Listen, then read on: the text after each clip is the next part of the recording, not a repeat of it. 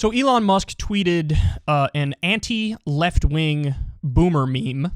I want to go ahead and share it with you guys and then react to it and give you some empirical research on it. So Elon Musk showed this. The year's 2008. My fellow liberal and me, he's like center-left here. Then, according to him, the left runs further left, and Musk stays in like the same position. And then the left goes so far left that they're a woke progressive now, and they're screaming bigot. And so now Musk, who was center-left but is in the same place, has now become center-right because the left has moved so far left. So this is a very, very common belief that you see a lot nowadays. And you can see, man, 1.5 million likes. So there are many people who relate to this. That's the reality. Now, having shown it, having said that, let me now show you the empirical research on the issue, because the empirical research honestly tells a very different story. Now, I'm going to get to in a second. I'm going to steel man his point in a second. Okay, so bear with me here as we go through all the contours and the nuances of this conversation. But before we do that, I think the empirical research is actually the most important, so let me show you that. Now, this is Republicans have moved further to the right than Democrats have to the left. This is Pew Research here. Average ideology of members by Congress. So this is D.C. in particular. This is Congress in particular, and you could see there the numbers. You can see Democrats have stayed roughly the same, although they have moved slightly left over the years, and the right has moved further right. Then here we have, on average, Congress has become more conservative over the past 5 decades. More conservative. And then you could see the lines here where back in 92, they were a little further left, and they've shifted further and further and further to the right. Now, again, I want to reiterate, we are talking about Congress right now. We're talking about D.C. What Elon Musk and others may be referring to is just among the population. So not necessarily the politicians, not necessarily the establishment, talking about the politicians. So my guess is the point he's trying to make is, back in 2008, nobody was talking about abolishing ICE, which, by the way, ICE started, I think, in the early 2000s, in the decade of the early 2000s, so it hadn't even been around that long. But nobody was talking about abolishing ICE. Nobody was talking about, defund the police. And I think the point he's trying to make is that, man, these pink-haired college kids are crazy and they're authoritarian and they ban speakers they don't like and they want to identify as like an emu or some shit. And so they've lost their damn minds and I don't agree with them. I think that's the point he's trying to make. But here's the problem with that view. It honestly is a gigantic straw man of what the left is. What a lot of people on the right and even many in the center like to do is they pick the fringe examples on the left and use that to define the entire left. Because let me ask you this. What about the person trying to unionize their workplace to get better wages? What about the people working night and day on trying to end the drug war and legalize marijuana and set up direct ballot initiatives in various states? What about the people who are trying to get universal health care? What about the anti-war folks who are dedicating their entire lives to ending U.S. imperialism and are, the disgusting military-industrial complex and how we have war for profit in many instances in this country? What about them?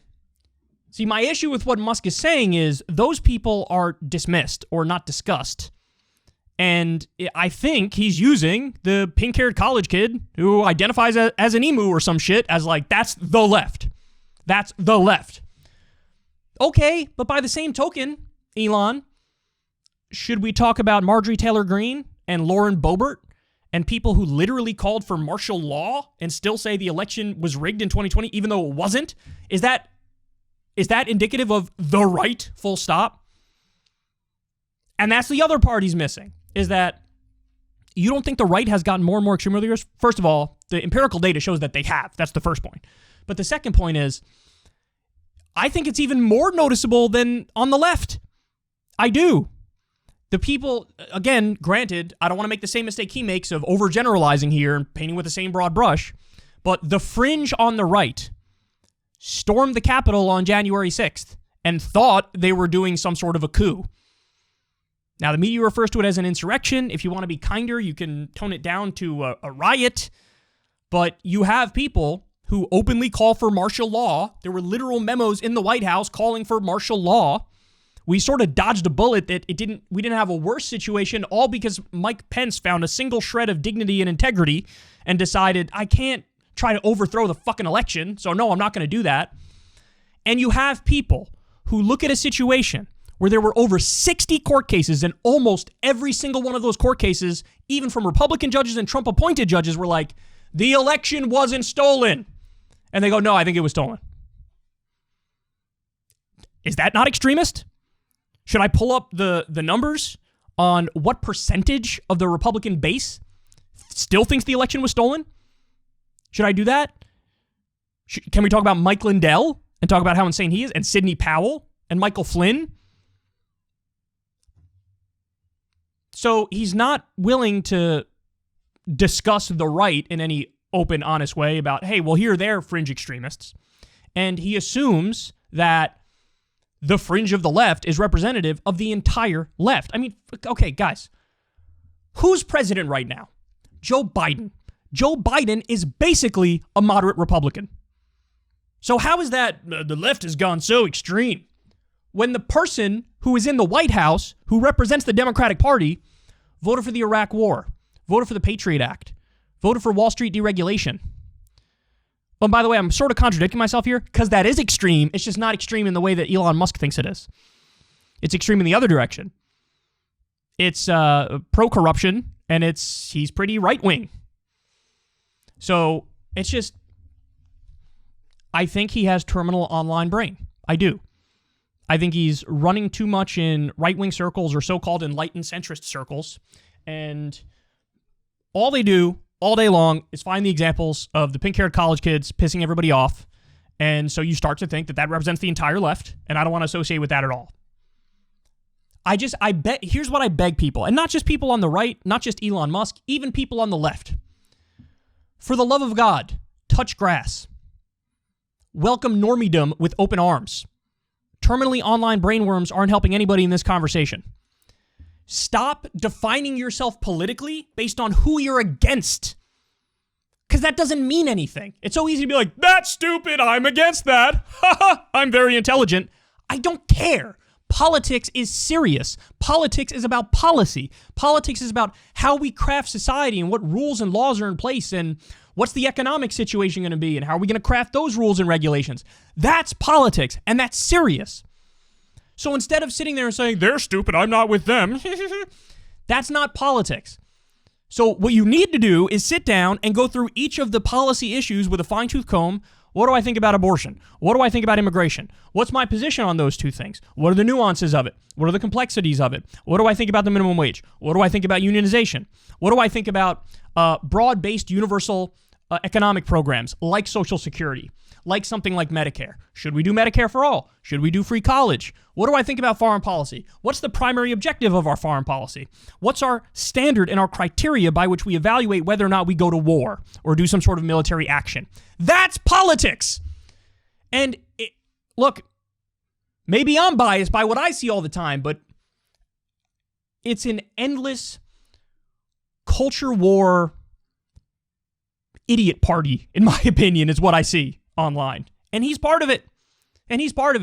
He's so plugged in. He's so online. He's got so many brainworms. I'm sure he's watching, like epic social justice warriors pwned compilations from 2018, and that's now defining his politics. To the point where he tweets that boomer meme, which is honestly, again, incredibly misleading. Elon, it's the easiest thing in the world to say the pink-haired college kid shouldn't ban Ben Shapiro from giving a speech. Duh. But if that's defining your entire politics, god damn, you're missing the boat, man. You really are. So, look, I showed you guys the empirical research. Is there some research that shows the left has moved further left? Yes. But there's also research, as I just showed you, that the right has moved even further to the right. And I'll end on this point. When you actually look at the stuff that matters in politics, so again, the policies and how we're going to craft society, the American people previously were already kind of left-wing. Again, that's on the issues.